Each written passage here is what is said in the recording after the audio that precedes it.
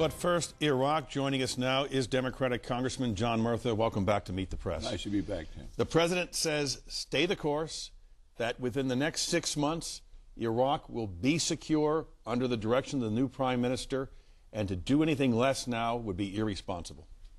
Well, stay the course is stay and pay. And this is the thing that has worried me right along. We're spending $8 billion a month, $300 million a day. And to give you some perspective of what that means, Gates said, I'm going to quit the corporation, or I'm going to less time with the corporation, I'm going to give away $30 billion.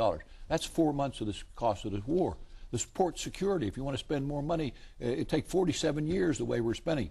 Education, the No Child Left Behind, a couple months of the war would pay for that. Who's going to pay for this down the road? Our children and grandchildren are paying for this war. And then you have the emotional strain, the people who are being hurt.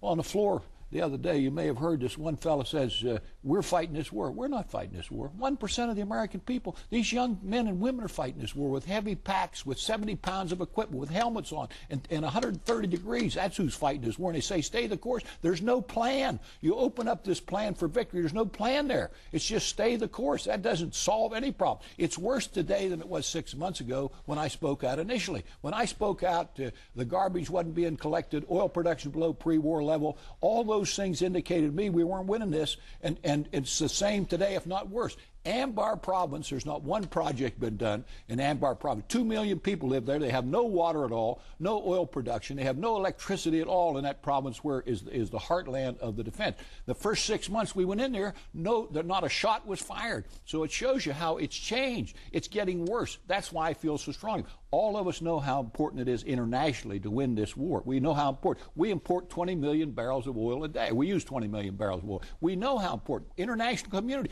But we're doing it all ourselves, and there's no plan that makes sense. We need to have more international cooperation. We need to redeploy our troops to the periphery. What happened with Sirkawi could have been done from the outside. It was done from the outside. Our planes went in from the outside. So there's no reason in the world that they can't redeploy the troops. They become the targets. They're caught in a civil war, and I feel very strongly about it.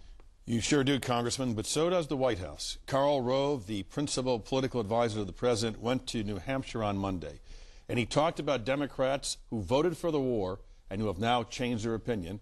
Here's what he had to say, and I'll give you a chance to respond. Like too many Democrats, it strikes me they are ready to give the green light to go to war, but when it gets tough and when it gets difficult, they fall back on that party's old pattern of cutting and running. They may be with you at the first shots, but they are not going to be there for the last tough battles. They are wrong, and profoundly wrong, in their approach. Cutting and running. He's in New Hampshire. He's making a political speech. He's sitting in his air-conditioned office with a big fat backside saying, stay the course. That's not a plan. I mean, this guy, I don't know what his military experience is, but that's a political statement. This is a policy difference between me and the White House. I disagree completely with what he's saying. Now, let's give me an example. When we went to Beirut, I said to President Reagan, get out. Now, the other day we were doing debate, and they said, well, Beirut was a different situation. We cut and run. We didn't cut and run. President Reagan made the decision to change direction because he knew he couldn't win it. Even in Somalia, President Clinton made a decision. We have to change direction. Even with tax cuts. When we had a tax cut under Reagan, we then had a tax increase because you have changed direction. We need to change direction. We can't win a war like this. This guy sitting back there criticizing political criticism, getting paid by the public taxpayer, and he's saying to us, we're winning this war and they're running. We got to change direction. That's what we have to do. You can't sit there in the air-conditioned office and tell these troops they're carrying 70 pounds on their back inside these armored vessels and hit with IEDs every day, seeing their friends blown up, their buddies blown up, and he says stay the course. Yeah, it's easy to say that from Washington, D.C.